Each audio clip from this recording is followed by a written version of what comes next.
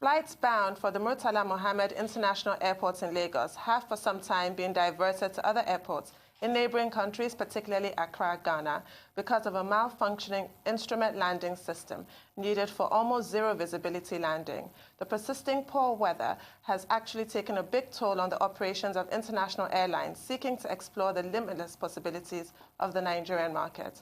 What are these losses, and how can a repeat of the situation be forestalled?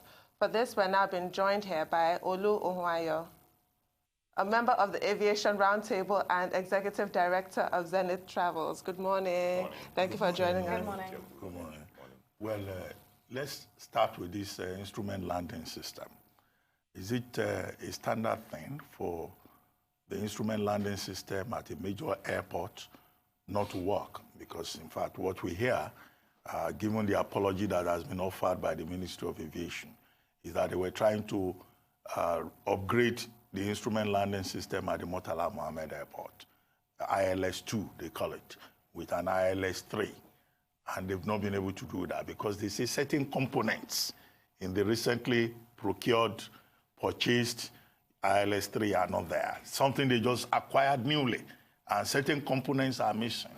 You know, so what do you say to this? And what's your reaction to the hardship that Nigerian travelers and other travelers are about to face?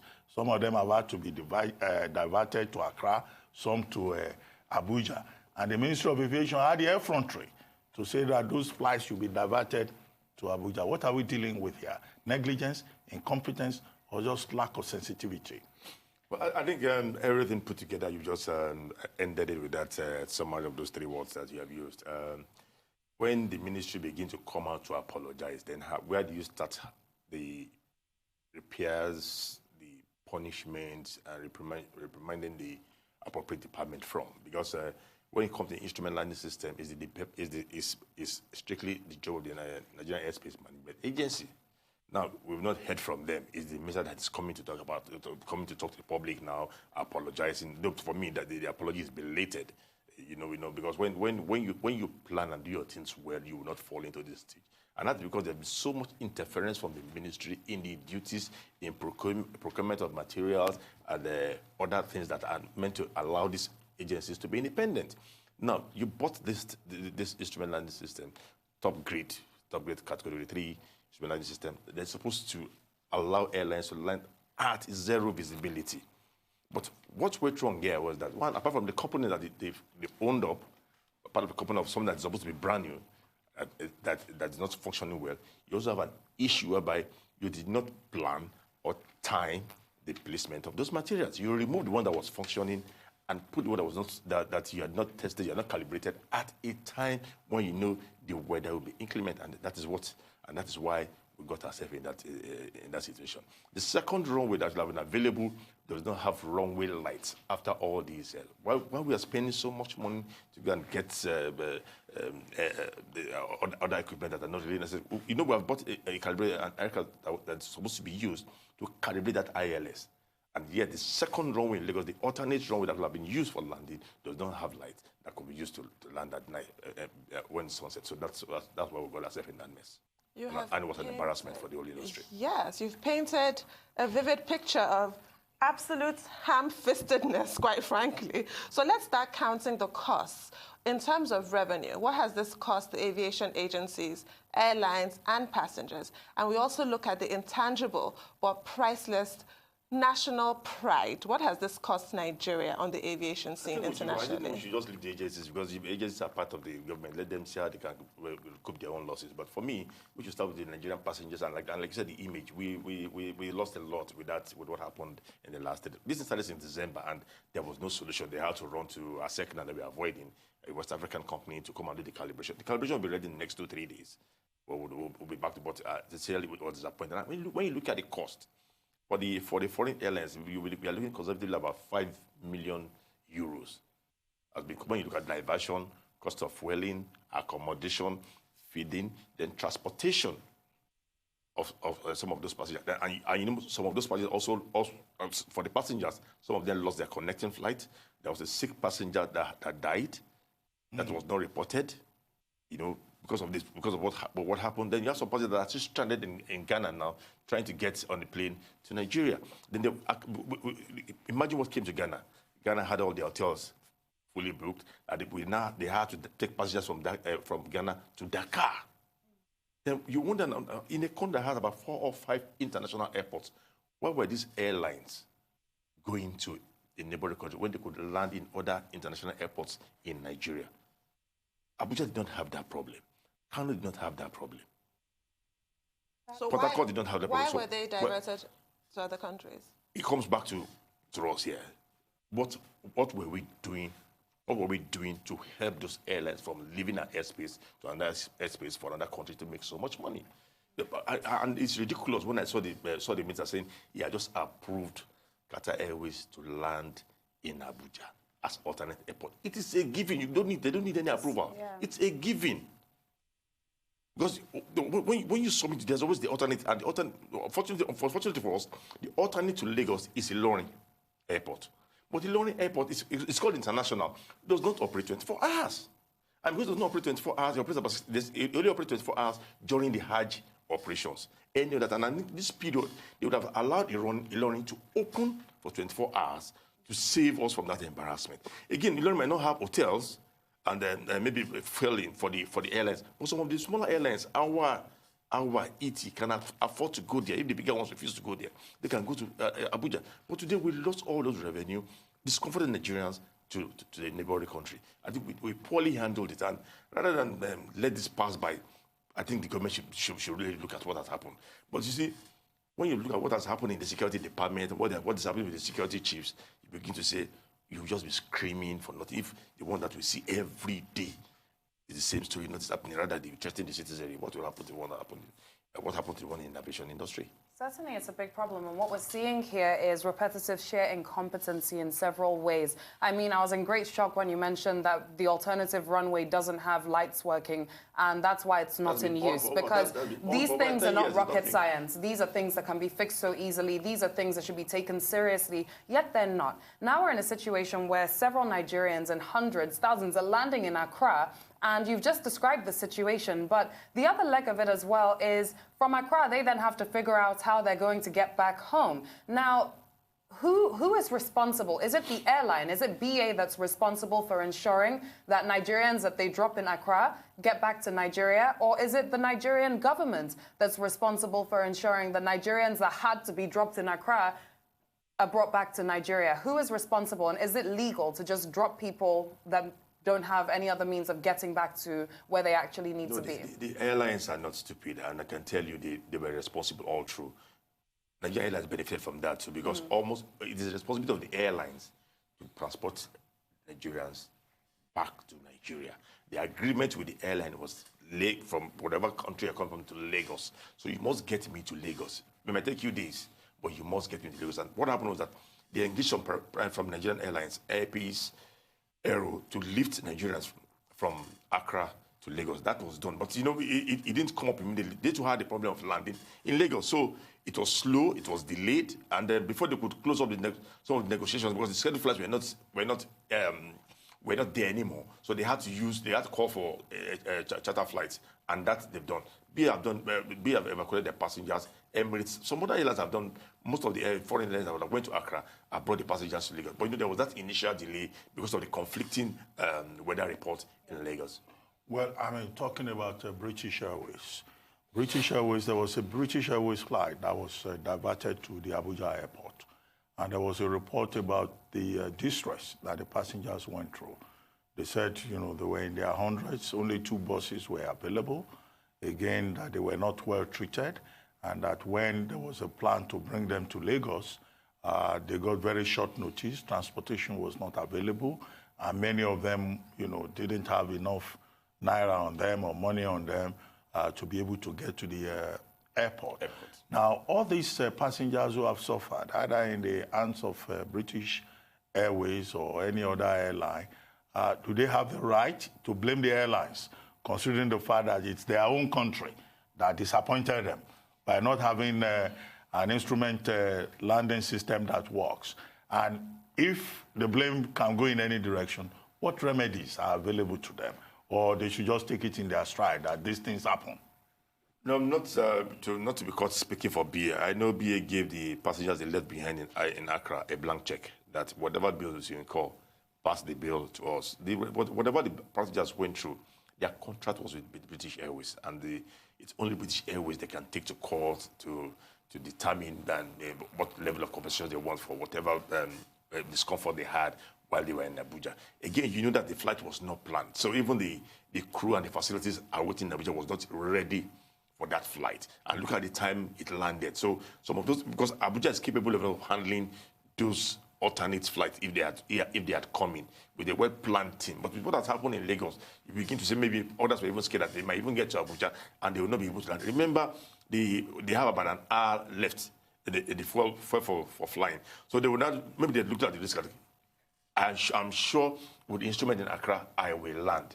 I'm not sure with the instrument in Abuja, I'll be able to land again. Then I will have So maybe that's why most of them opted to go to Accra and not Abuja. But like you said, is the passenger has contracts with BA. It's now left for the BA and other airlines who were victims of this poor handling of our ILS to now determine whether to sue the government or sue the service provider. Principally, they're supposed to sue the service provider because it's the service provider that they pay to. They pay for our flight charges, they pay parking and landing. So if I pay you and you cannot provide me, and because of your poor services, it's costing me extra, then you must come and compensate me. I think there is airlines now, probably will use IATA to push their demand. So what is genuine what if they should have the to push government do going forward? Because now flights are landing in Lagos, but surely this cannot be the end of the story. Until when we start to tell ourselves the truth, I don't think we'll deal with this. It's going to happen again. Really? If you look at the apology, suddenly, this has started in December, but in the last 4 days, there's been 2 press releases from the Minister of Aviation. So what happened in the last 1 month that all these were happening, that you could not come out to address Nigerians, to address the suffering public, to address the airlines? The airlines are our customers. The airlines are the one making that airport vibrant today. If the airlines are the one bringing Nigerians and taking Nigerians out of control, we practically don't have any airline going beyond West Africa as we speak. So you cannot wish them away. You need them to develop the Nigerian economy. But I feel we are badly treated, and the government needs to address it. The press conference was not, the press statement of our president was not enough for me. What would you like to see? Sincerely, if it was in the past, I would say probably Mr. President would have sat down and looked at the industry and said, look, what happened is an embarrassment to the country. Look at what can be done. What went wrong? Who should come out and take the bullet? But well, I don't think that can happen for now, from what I'm saying. Why shouldn't it happen? I mean, look at even in China with the coronavirus and how top officials were sacked in the initial province that it started in the Hubei province, simply because they failed to actually pay the right attention that they should have to the situation from the get-go. Why is it that we look at these situations and we say it can't lead to a situation where someone does take the blame for this and someone is, if we can use it on quote, used, for example, to deter it from happening again? That should be the case. Is that not the way to lead? No. You've just mentioned China. China leads from the top. Here, it's what you are doing right now that is making the public know something is wrong. But right at the top there, nothing happens. Like I said before, what I've seen with the security chiefs and the security situation, all we will continue to do, we will continue to speak. But it's left for the government to act. As of today, what we experience is a big embarrassment that something must happen. Because if you plan well, you would not be in this situation. Why would you remove an island that was functioning and bring one that had not been calibrated and at a period when the weather is inclement? It was poor planning. Then you bought an aircraft to do the calibration, and the aircraft is sitting down in Lagos doing nothing. And now you're going to spend enough money now to get a foreign company to come and calibrate those equipment when you already bought an aircraft to do that job, and the aircraft is sitting down there. Why were you rushing to buy those things? Was it because that the tenure was ending the first time and you're not sure whether you're going to come back for a second time, and then expenses were quickly made? It was poor planning, and somebody must come out and speak. Well, Olu, if you could just hold your fire, we'll take a short commercial break, and then when we return, the conversation will continue. It's still the morning show here on Arise News.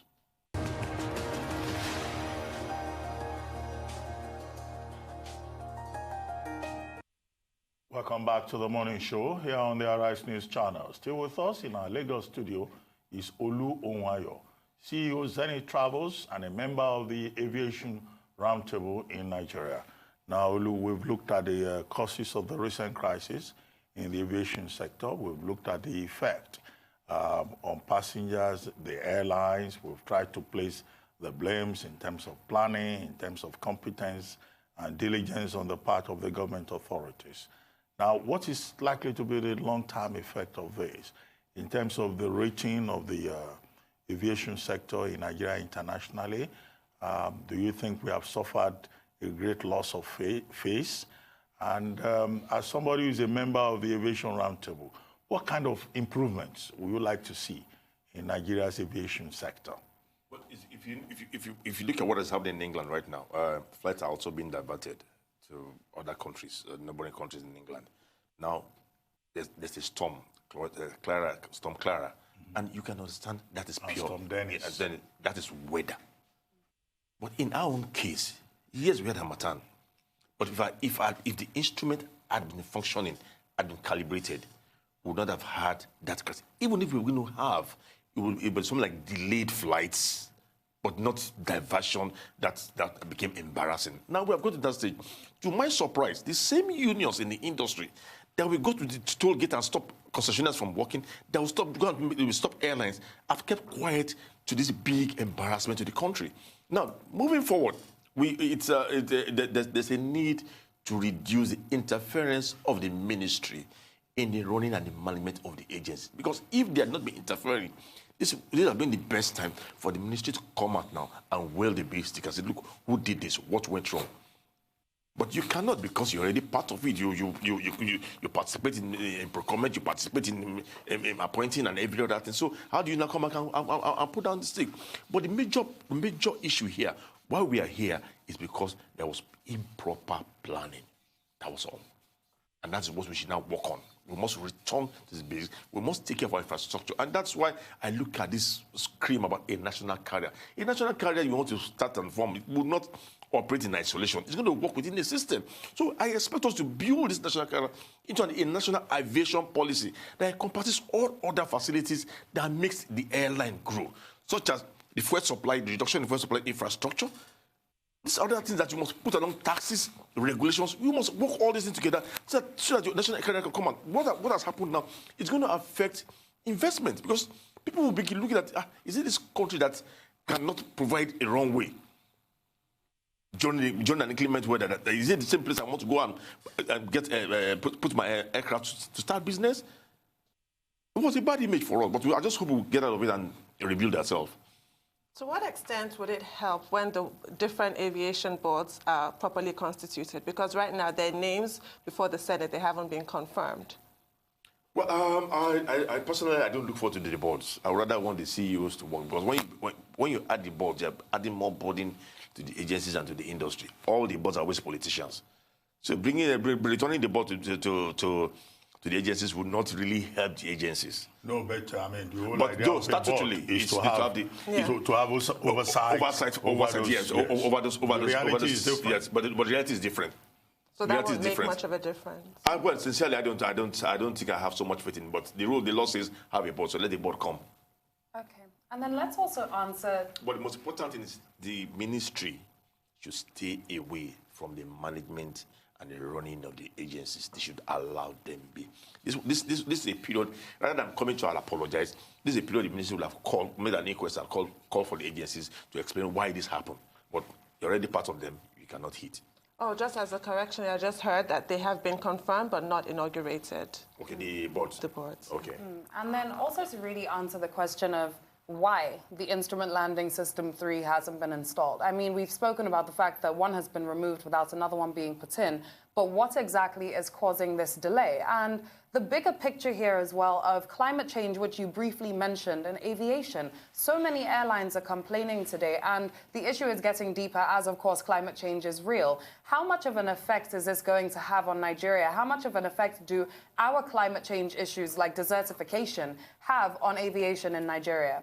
Well, we have not, it's not only Nigeria. I think most of the African countries have not gone deeper into the issue of this climate change. Well, one of the things they advocate is for the airlines to begin to renew the quality of aircraft they use. Because when you begin to use, when you buy newer aircraft or you husky the old ones, now you begin to look at the pollution and what level you are contributing with your type of aircraft.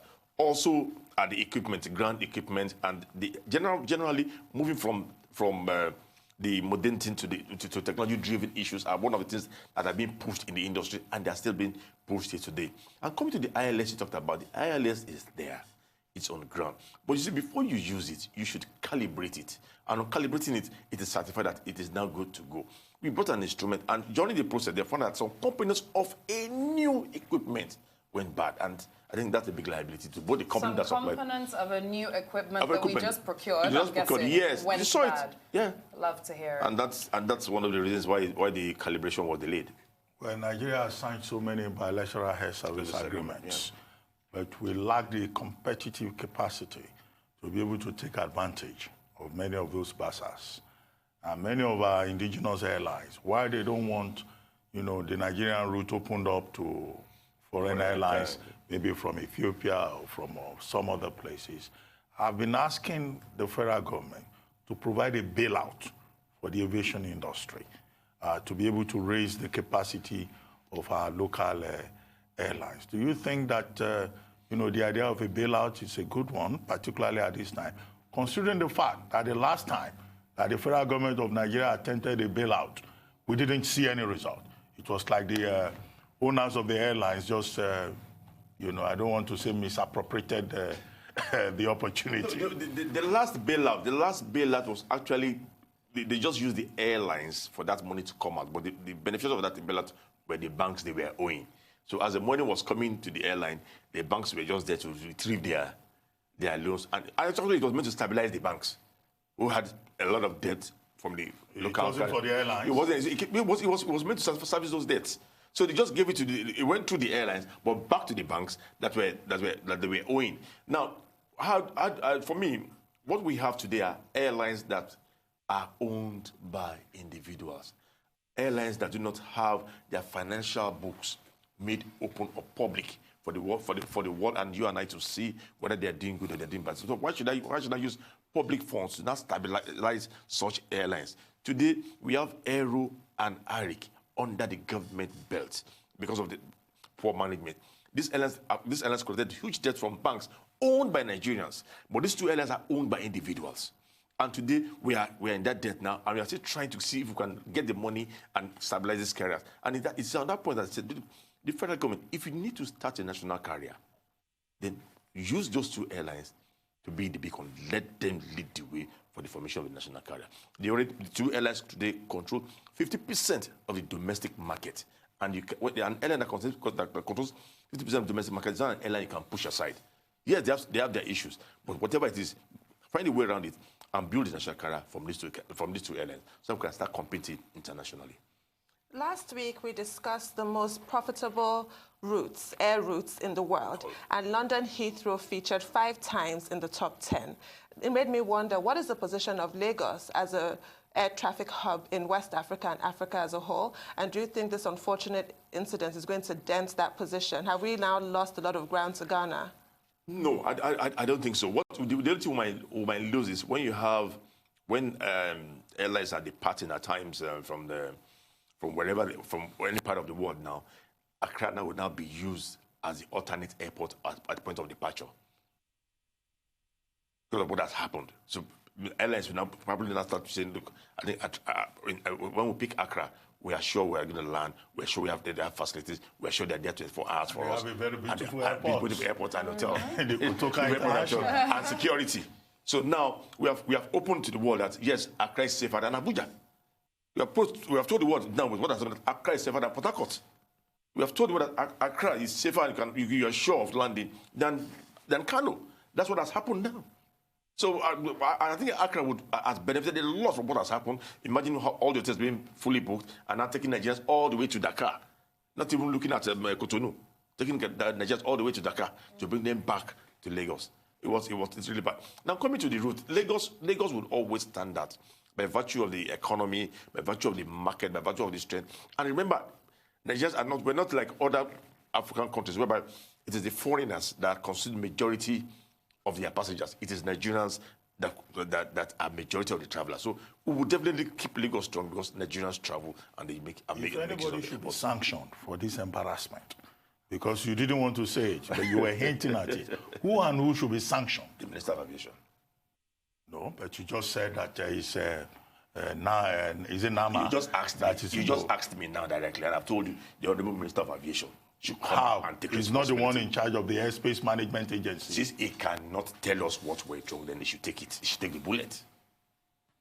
No, maybe you are not fair to him. But that's the only way. That's the only way I see it, because we have not heard from Nama. We have not heard from FAN. We have not heard from the unions. You are the only one that came out to speak and said, and if you look at the press release, there was nothing there saying that this we went wrong here and here. All it was justifying it, that it was even that the airlines chose to go to Accra, that they could land if they wanted to land, and they could go to Abuja. That wasn't enough for me. So if he has come out, then let him take the bullet. And how much potential, really and truly, do we have in Nigeria to serve as that connecting hub that we really should be for airlines all across Africa? We should be at points where people can come to catch their next flights, etc. You mentioned that we have 5 airports that we could have turned to in this entire situation, well, 4 minus Lagos. So how much potential are we not maximizing here? When you look at potential that we're not maximizing, it's the ability to drive and pull people to love this country, to believe in our facilities, and also because when they believe in your facilities, when you believe in your handling and your security and all other safety things that are tied to this industry, then you're going to improve on your investment. You're going to improve on your tourist attraction. But what has happened in the last 2-3 weeks has made us lose some grounds, and I think we need to walk back and to get those grounds back. It's true we have this Category 1 certification showing that we have met the highest safety standard, but then we have a problem with planning. And when you fail to plan, then you plan to fail. On that note, thank you very much for coming in this morning. Thank you very much.